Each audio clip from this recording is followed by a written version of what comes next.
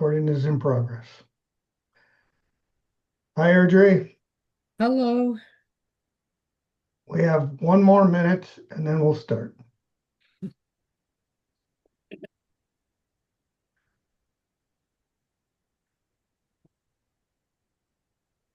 So we have a couple of things to look at tonight. One of them is we're going to take an image that was judged in the last competition, and it was Alan's image, and we're going to talk about that briefly, and then we'll show you a few things of changing it slightly. I'm going to share my screen.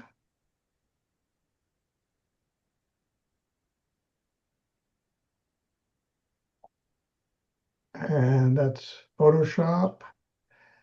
And I'm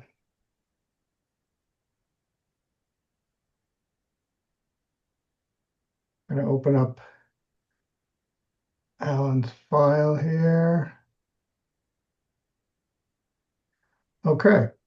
And Alan, if you would, if you remember a few of the comments that the judge had, and you'd share those with us, and then I'll tell you what I remember, and we'll kind of go from there. I'm afraid that I don't remember anything.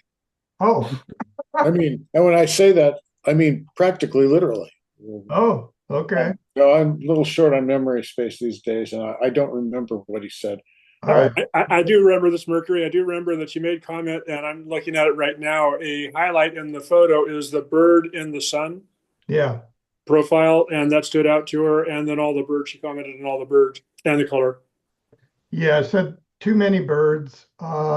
She said it could be cropped down, which could be cropped down below this one big bird here. And she said it would have worked well as a panorama, which is true as well. Okay, so first thing I'm going to do is to crop it down, because I always do that in the essence of speeding up the whole process, because especially when you have a big image, if you don't crop it ahead of time, you're wasting time reloading pixels that you don't need to. So I'm going to crop it, and I'm going to crop it something like this. And okay. And then the judge indicated that too many birds and we need to take some out, which is fine. So let's go ahead and do that. And Does Photoshop have a debirder? it does. It's called the remove tool. And I'm going to start with these little ones, and it'll take that out. And I just restarted Photoshop a few minutes ago, so it's going to get used to, okay, it'll catch up here. So these birds close to the edge, I think, are important to take out, because you want to leave some space for these other birds to fly into. Now, here's where it's going to get interesting. If you blow it up, which I'm just doing, see, this bird is on the tip of that bird, and it's kind of a running into each other. I'm going to try the remove tool and see if that's going to be successful. It pretty much was. Yep, I agree. And I'm going to get rid of all these little birds that are almost look like slight flaws in the image. And there are lots of them, which I didn't notice that night. Did you know, Alan, that there were so many birds in there? Actually, true confessions is I'm looking at it now and saying, boy, did I not see all those little birds? Yeah, there are an absolute ton of birds. So I'm going to remove a bunch of them, not all of them, but, and even there's a whole line of birds down here. If you're not using this remove tool, you need to. Is the remove tool in Photoshop better than the one in Lightroom? Mercury, do you have an opinion on that? Well, I'm there's no shit about Photoshop, but I will say that the one in Lightroom is remarkably improved from anything it used to be. Okay. Yeah. It's pretty good, and I don't really use the one in Lightroom, so that's why Mercury's a good person to check in with. I concur on that. Lightroom is pretty good. Okay. And I'm even going to take out these little distractions of these electrical towers or whatever they are down there. But in 2 minutes, we've cleaned this image up quite a bit. You really have, Eric. I agree. I haven't taken everything out, but nevertheless, there's one more right there, but enough that we can do what we need to do. It's already feeling a little panoramic, but not quite. So I'm going to show you a technique. If you don't know it already, you should remember it and use it in the future. And I'm trying to make my screen bigger, but it's not letting me. So I guess I'll do it without making it bigger. So I'm going to do a selection of this and do Control or Command T. And all this is recorded so you can follow this at your leisure or leisure, depending on who you are. Now, what I'm going to do is if I was to just pull this, it's going to make the whole image bigger, which I don't want. All I want to do is make it a little more panoramic. So while I've got the Command Shift key, I'm going to hold Control in this case, or Command T for transform, sorry. And I'm going to hold down the Shift key now and grab this side. And when I grab this side, it is expanding this image, even though you can't see it. So why can't I see it? Is because you need to increase your canvas, which I should have done that first. So I'm going to increase the canvas size. Image, canvas size. Right now it's 19 inches wide. I'm going to make it 21 inches wide. Actually, I'm going to make it 22 just for the fun of it. Okay. I already stretched it a little bit. And what you need to be careful of is that you don't distort the image too much so that it looks funny. But it still looks okay at this point. So I'll go back and I'll select the image. And I'm going to do, in my case, I have a PC. So it's going to be Control T. Hold the Shift key. And I'm going to pull it a little bit this direction. And all I'm doing is making it a little more panoramic. I can do it on the other side too. Make it a little more panoramic. And now I'm going to show you one more thing. And that is, I'm going to take a selection. This is the rectangular marquee tool.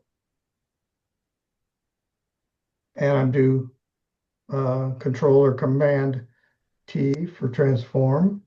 Hold the Shift key again. And this time, I'm going to do everything that's in this selection. It's going to stretch it.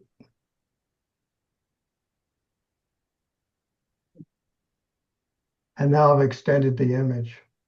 And those birds have a little more room to fly into. I can extend it on the other side, but I don't think I need to. So it looks quite a bit more panoramic. So I'm going to do image crop. And I don't use the crop tool. I use the marquee tool because I've used it that way for 20 years and I'm very comfortable with it. But you can use the crop tool if you wish. Okay, so now we've got a slightly changed image. So now I'm going to go into the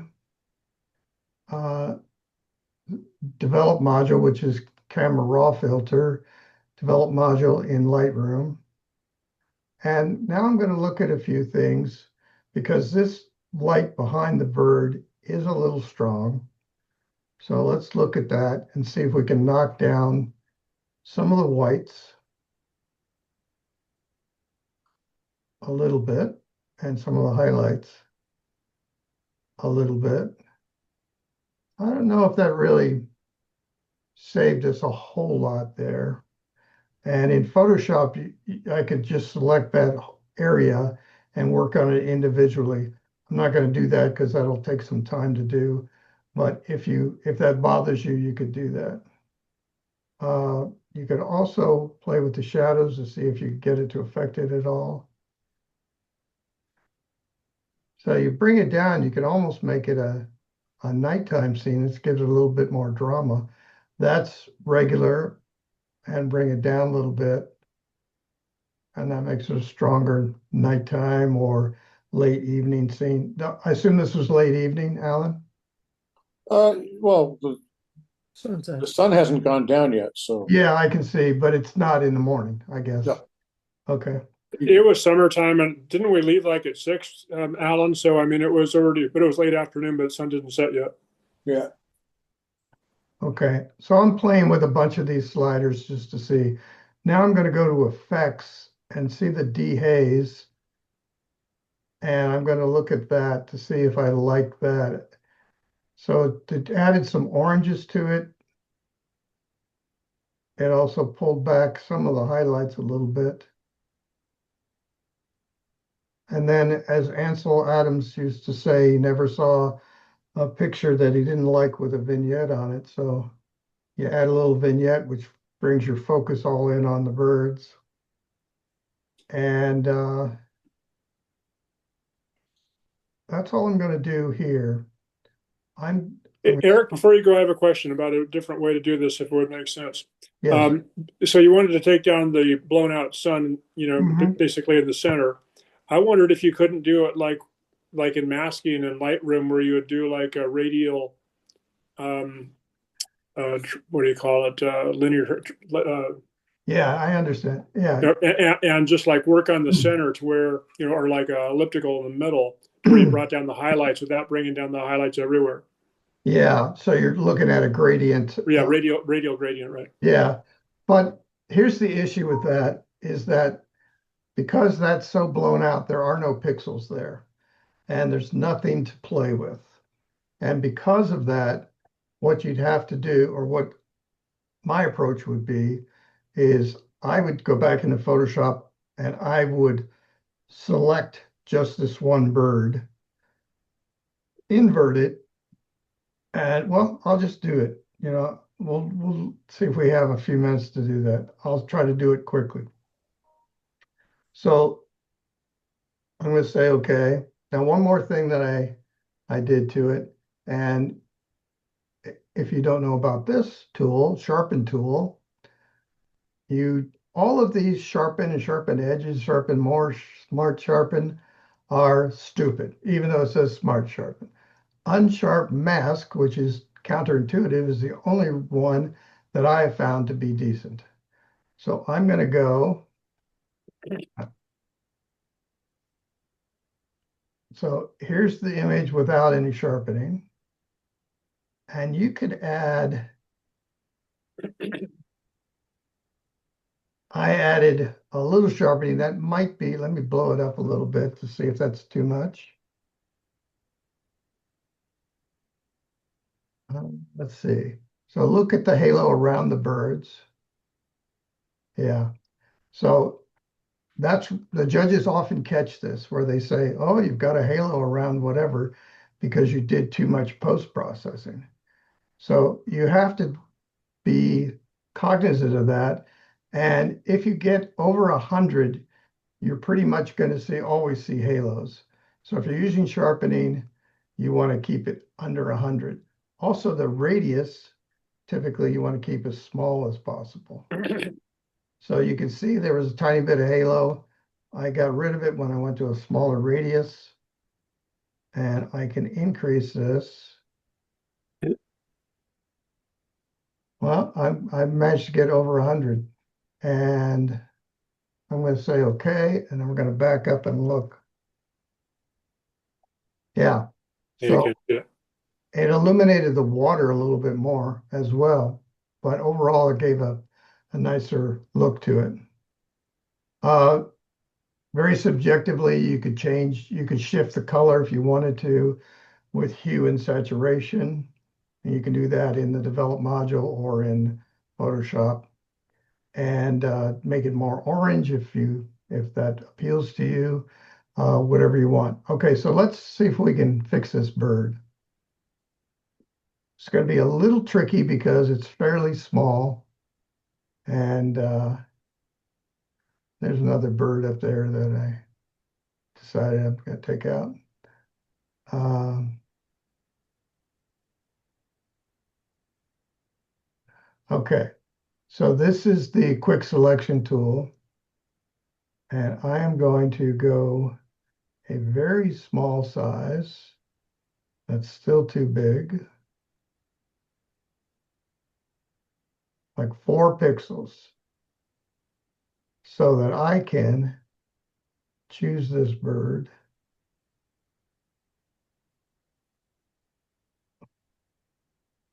I'm not going to be able to choose the little feathers out there on the tip of the wing, but I can get the beak and I can get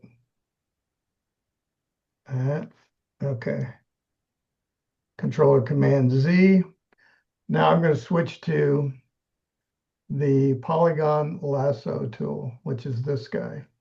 And the reason being is that I want to add to this selection, but I don't want to, oops, I want to add to the selection.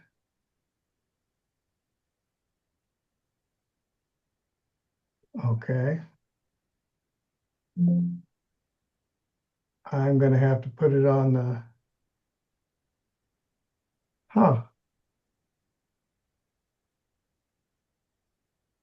polygon lasso tool. It automatically adds when you have it in this mode. Uh,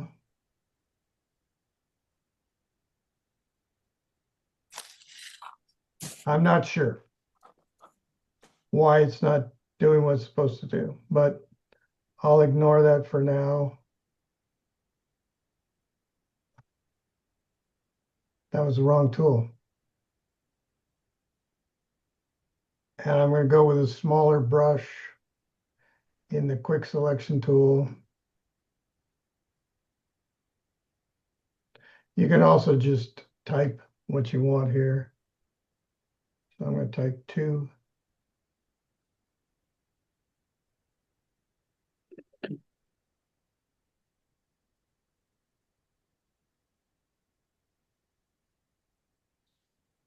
Okay. So that's close enough for what we need to do. So now what I'm going to do is, since I have the bird selected, I don't want to do anything to the bird. What I want to do is the background. So I'm going to set her up on these 2 highlights, and I'm going to do select inverse. So that's everything but that bird. And now I'm going to use my clone tool. And I'm going to use it in a different way that you might think, is that typically you're cloning something at 100%. But in this case, I want it to be very soft because it's in the clouds and high in the sky. And I also want the opacity to be fairly low. 100%, this is half of that. 56 is what it happened to fall on, which is fine for what we're going to do, I think. If not, I'll have to change it. So, okay, I'm going to select this area of the clouds. And then I'm cloning on top of that highlight spot. And nothing else is affected except for the highlight spot because I'm cloning that. So I'm not going to hurt the bird.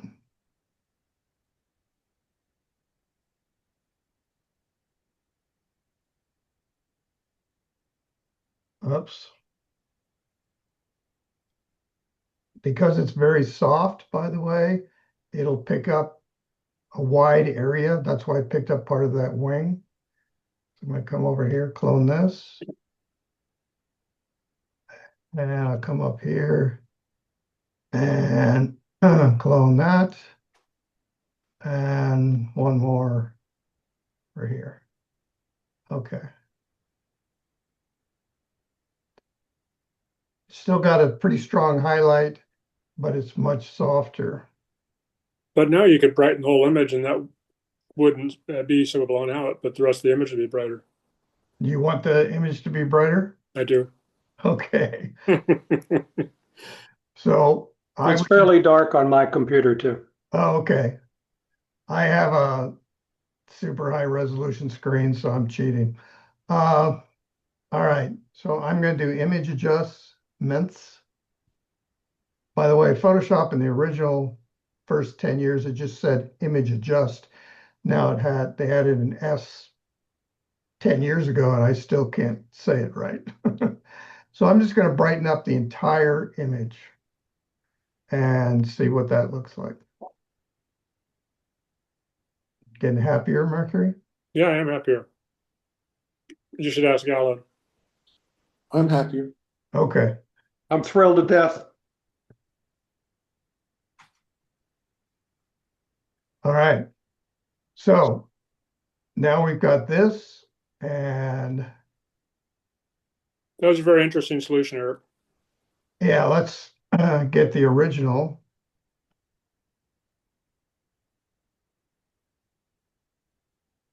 Why didn't that open?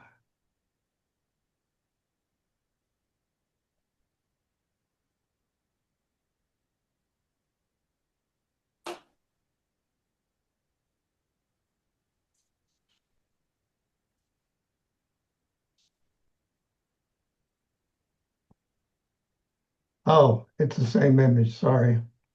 I have to save it as a copy.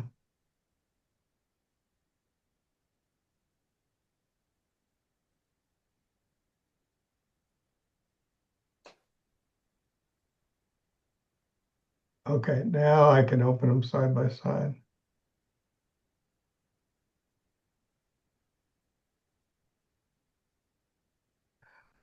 Or not. Did I? I didn't save it already, did I? No. Okay. I need to close this one and open the copy. So, no, I don't want to save that.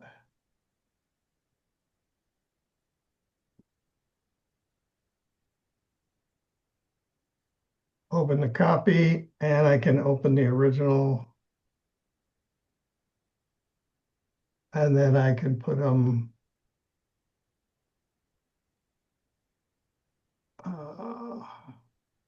side by side.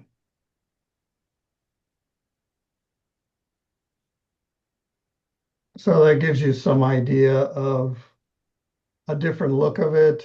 And also, those were basically the judge's comments that we kind of threw in there. So, did we learn anything? Yeah, Yeah, certainly that thing with the partial opacity on the clone tool, that's very interesting. Yeah, definitely use that. And when in doubt, use less than 100%. But if you cloning something, two things right next to each other, then definitely use 100% because you want to repeat it. But if not, then don't do that. Okay.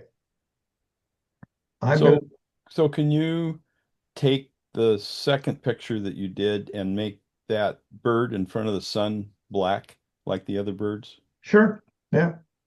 Uh, Because to me, it looks the lighting, it's not backlit. And I know why it got that way, but I think it would look better if the bird was black. The sure. same black as the other birds. Jim's right. Yeah. So the trick would be once again, you'd go to select it. I'll do it just for giggles here quickly, but I'm not going to spend a lot of time. This is a quick selection tool. I've got a very small brush.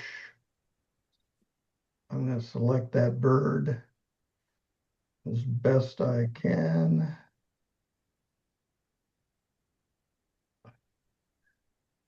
And the tail and the beak. Are there new AI features that make that selection automatic? This is the new AI feature. It's made the quick selection tool more accurate than it used to be. But it's still painstaking. It is. Well, to do tiny things like that. There are other things you can do much more quickly, but okay, so image adjustments, brightness and contrast. And so I'm going to do two things here. I'm going to take the brightness way down.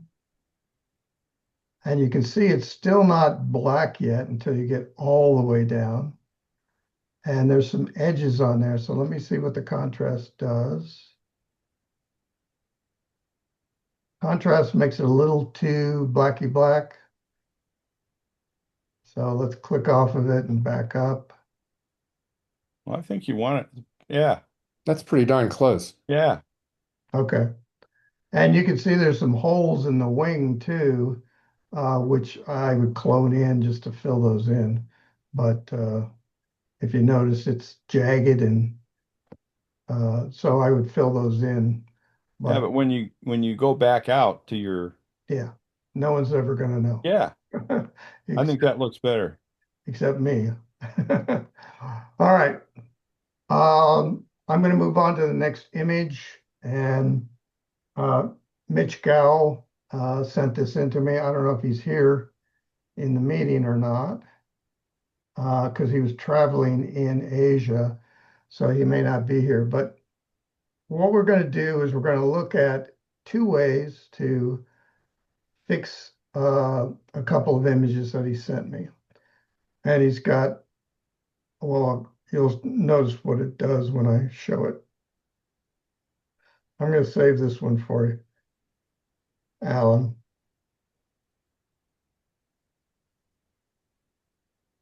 Okay, so I'm going to do this two different ways. So the first way is I'm going to open up these two images. Oh, no, I'm not. I'm sorry. First thing I'm going to do, we're going to do, I was right the first time. The first way I'm going to do this is I'm going to open these two images. And you just click on both of them and say open, and they'll put them both side by side in Photoshop, two different files. There's one where the moon is clear. Here's two where the tree is clear, but the moon is not.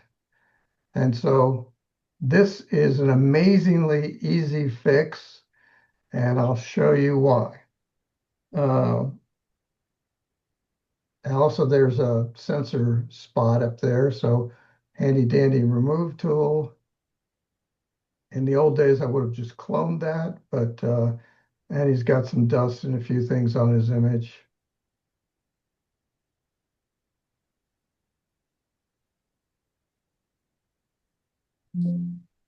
Okay, so this is, let's call this image B for now. And we'll go to, or actually image A, I'm sorry, we'll call it image A. This is image B. Image B has got a nice moon there. So what I'm going to do is I'm going to take this elliptical marquee tool, and this is, if it's high res, this is not high res, this is the same competition size. But if it was high res and you have a 24 megapixel image, then you're going to want to use probably maybe 16 feather. And I'll explain this as I go if you're not familiar with feather. Uh, I don't have that high res image, so I'm going to use 10. And what that does is that's giving you a blend area around the moon. So since I've used this tool a lot, I'm just going to create this little vignette around the moon. And on this whole edge, it has 5 pixels inside and 5 pixels outside, because there's a 10 feather that are going to cause it to be soft. Now what I'm going to do is I'm going to go over here to image A. I'll bring image A back. And image B is still here. Let me move this out of the way. Image B is still here. And then I'm going to use the move tool. And I'm going to move the moon from this one. And you notice it left a hole. That's only a temporary hole.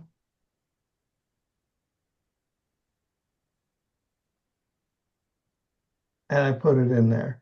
Now you can see there's some color differentiation there, which I didn't expect actually, because I figured that between the two that they would be the same.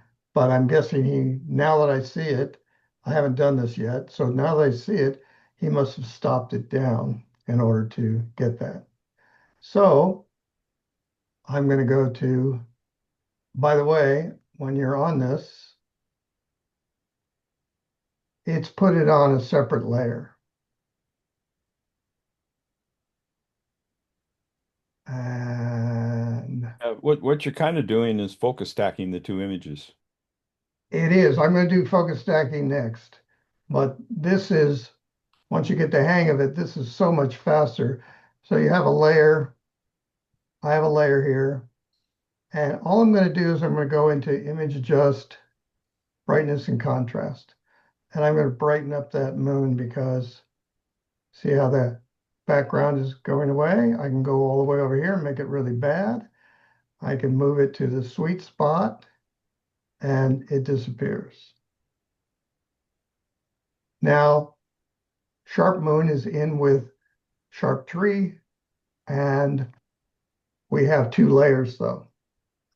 So what we want to do is we want to select both layers. So this is layer selected right now. I'm going to do Control or Command and click the second layer. Both of them are now selected. Right click, and I'm going to merge the layers together. Now they're merged, and I will do File, and I'll save as a copy. Whoops. Okay, I guess I can't do that. I have to name it something else.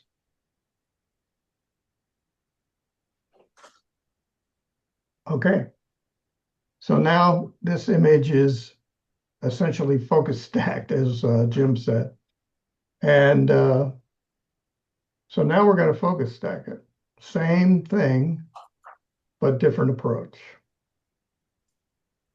So we're going to go to File, Scripts.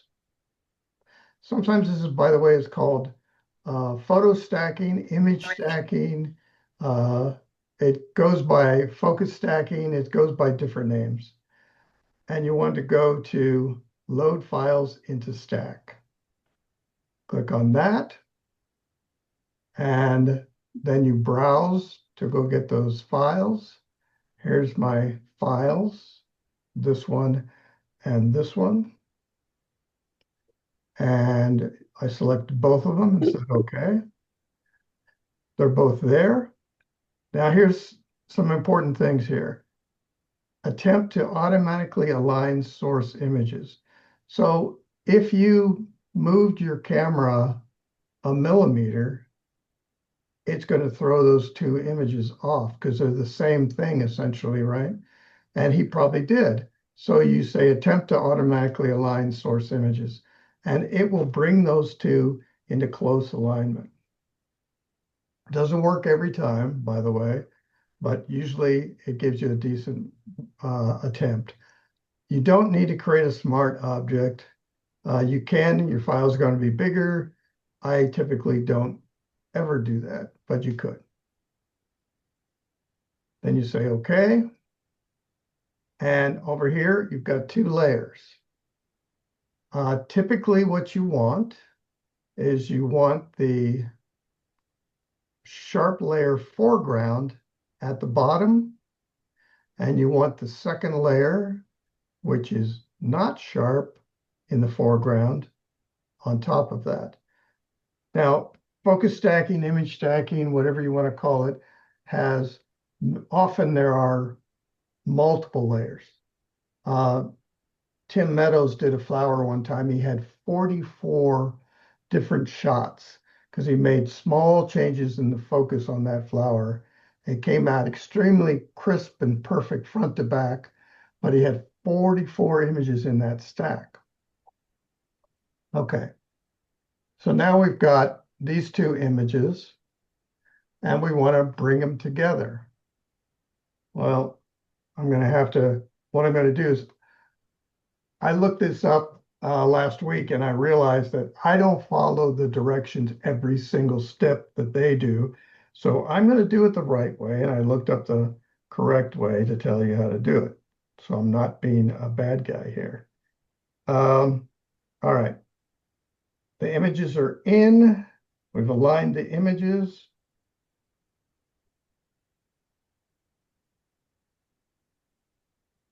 Now we're going to go to Edit, Auto Blend. Oops, I'm sorry. You have to choose both layers first. This layer, Command or Control, click. Now they're both selected. Now Edit, and I want to do Auto Blend. Sorry, we already aligned them. Auto Blend layers.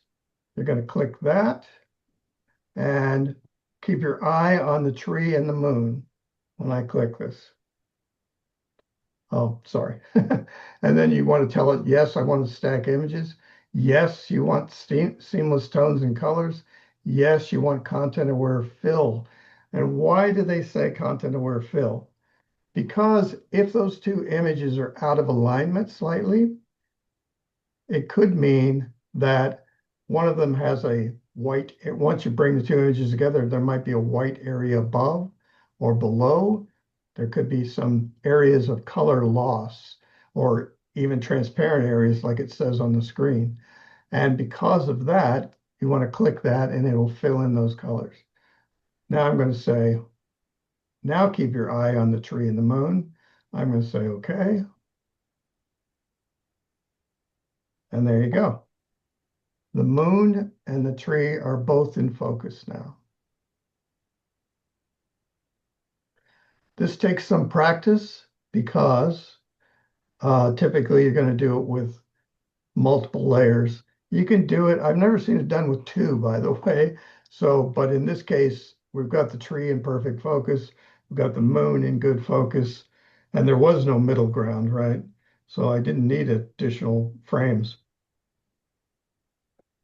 But typically you're going to have many frames, just so you have this beautiful focus stacked image. There was an art display up at not Fort Point. What's the art and studio galleries near Fort Point up there? It's called Fort something in San Francisco. And anyway, there's a big art gallery there, and there was a wall that was probably 15 feet high and 30 feet wide. And someone had taken one image that they photo stacked because they took segments, small segments, and it created a 250 megabyte file, but it was gorgeous on that wall. So you can take your little sensor and make it into a big sensor by taking a whole ton of pictures that you're stitching together. That came out very good, Eric. Any questions? Jim, are you doing a focus stacking thing in a session somewhere? Yeah, the end of this month. Okay. It's I had to move it to the 30th. It's the meeting over at the Oh, library. Saratoga Library. Yeah. Yeah. Okay. And just as a comment, you talked about too, um, one of the things I've found is that the number of images you need depends on the lens. And when I shoot with a wide angle lens, like somewhere between 20 to 28 millimeters, you typically can get landscapes focus stacked with 3 images. But if you do a close up of a flower, uh, then it can run, you know, 10 to 20 to 40. Yeah. And it turns out my camera has focus stacking capability, which I've been experimenting with, and it does the whole thing automatically. Yeah, that's You, crazy these yeah, days. you put in your f-stop Yeah. and you focus on the closest thing to you, and it automatically figures how much the step needs to be and how many images. So you do set a number of images, but what I found is if you set 15 images and you only need 8, it doesn't take 15 images, it just takes 8. Right. So it pretty much automatically does it, and then you just pop it into Photoshop like you just did, and it automatically does the masking just like you're showing over on the left side. Yeah. Yeah. So you can see actually what is being pulled off of every image. And Yeah. then if you turn the images on and off, by clicking on them, that's another way for you to look and see what each image is adding to the photo.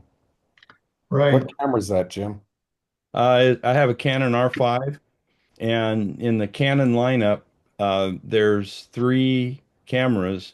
I think it's the R1 and it might be the R7. They have autofocus stacking built in. And the Nikon has it in the Z8 for sure, in the Z9. I don't know, Alan, you may have it in your new Z. Yeah, it's there. Yeah, Okay. yeah.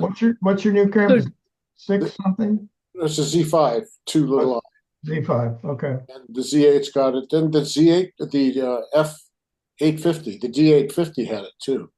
That Okay. was the first one that had it. All right. so Jim, is it the original R5 or the Mark II? Mine's the original R5. I haven't gone to the Mark II yet. Oh, okay. Well, I have one of those. I didn't know I had this feature. Well, you have to understand there's 35 menus and a total of 140 line items in those 35 menus. But you only have to use 14 of them to get focus stacking? Yeah, actually, you have to use there's uh, uh, 2 main menus and 1 submenu. There's 3. Yeah, I need to try it on my Z8.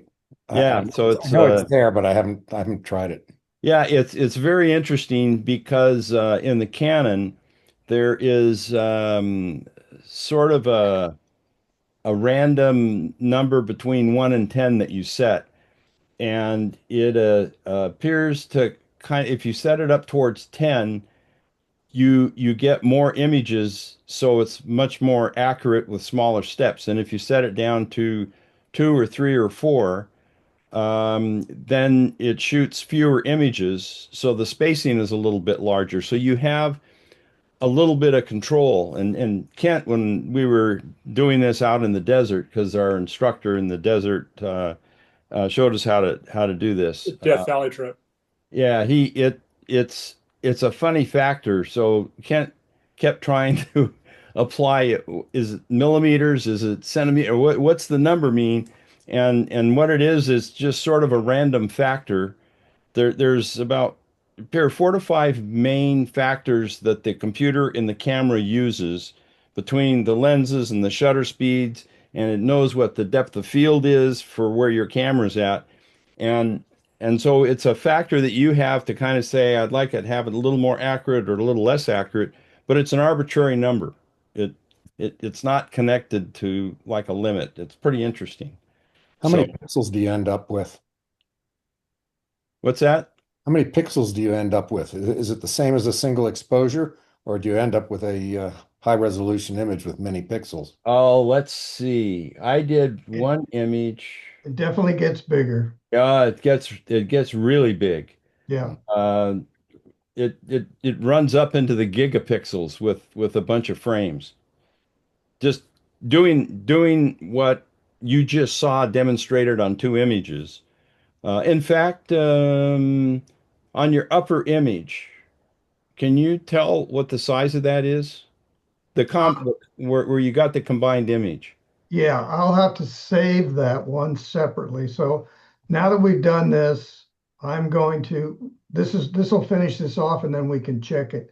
Yeah. So, But the images get big. When you're taking 15 or 20 images and doing this process that you just saw.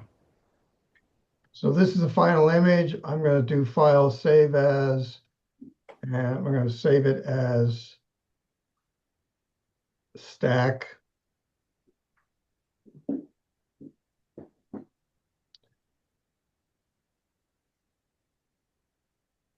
Okay, then I'm going to go back and look at it. So this is the regular image and it is 933K. And the stack is going to be down here. And that is 1.61 megabytes. So not quite double. Yeah. And that was only 2 images and that was small, right? Oh yeah, they it wasn't yeah. Yeah. And it's JPEG. It's not It's like a TIFF or anything. it's a JPEG, it's only 1920 pixels wide, et cetera, Yeah. et cetera. So yeah, Now, no, the only thing that changes from the image where the tree is sharp to the image where both are sharp is the moon, which occupies maybe 3 or 4% of the frame. correct. So you would think that that combination could have been done with 3 or 4%, maybe 10% overhead. Okay, But it's not. I'll give you a clue. Is when you're doing the photo stacking, every time the camera goes to a new focus point, the image changes. And so when you go and the first step where you align, you end up, it's called that it needs breathing space. So what happens is if you have like the first image, that is what it is. And then all of the images after that have to be minorly tweaked in order to align the image because as you're going through the focusing process, the images don't just line up. They expand as you go through. So each image has to be modified minutely. And the way it does that is with doing funny things with pixels. So the number of pixels goes up. So for a very simple image like this moon and tree, you could delete the moon from one image Yeah, and remove it and paste it in from the other. that's And what he did the first time. Yeah, When I did that the first time, that image was probably barely bigger than the first yeah, image. right. Yep, that's what you'd expect. right. So the stacking, the deeper I dive in things that I try, uncover what's going on, and that's part of the reason why in Canon they have this arbitrary number, and the computer in the camera actually knows with the lens and the focus how much to move the lens so it every image is in focus, and you end up with a continual focused items in focus because of the number of frames that you take. And like for wide angle lenses, I found that I only need 3 images for like 25 millimeters. 3 images will give me a landscape picture, and everything's in focus all the way from the foreground to the mountains. Yeah, So, because they've got lots of depth of field. yeah, that's right. Exactly.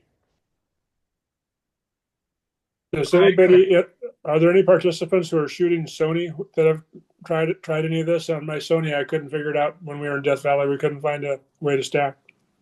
I'll bet it has it, Mercury.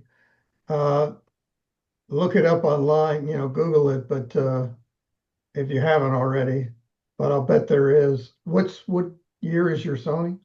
It's 3 or 4 years old. It's an A1. Yeah, so you're on the cusp. Uh, I would say 2 or 3 years ago, they started making it fairly standard. Yeah, look for a YouTube video Yeah, good. Yeah. for the camera that you've got and the features. Somebody's probably published. Okay, so I'm going to close this out by showing you two more images. This is one image, two versions of it. This is Charlie's image, and the judge uh, wanted it to be cropped. He wanted it to be have more contrast and that sort of thing. And so I did that just to show. And this is 10 minutes. This is not a long time. And you can improve the image pretty dramatically in a short period of time. Yeah, that's a Lightroom project. Yeah, you can do that in Lightroom. A lot of contrast there, blacks and brightness, that sort of thing. Yeah, the develop module can do that quickly. And then the last thing I'm going to show you, I'll close these, is my image in Death Valley. And come on. The reason I want to show you is that this is the original image on the left, which was kind of lackluster. I was not, I liked the clouds, but the hills didn't do anything for me really. And so I went in and created a lot of dodging, burning, increasing blacks, and that sort of thing to get to this image. And it's a much stronger image and very Ansel Adamish or Weston or whoever was doing the heavy blacks at the time. But I don't think Much more dramatic, absolutely. the image on the left would have never won anything, I don't think. And the image on the right got honorable mention, but uh, also it's cropped, as you can see. But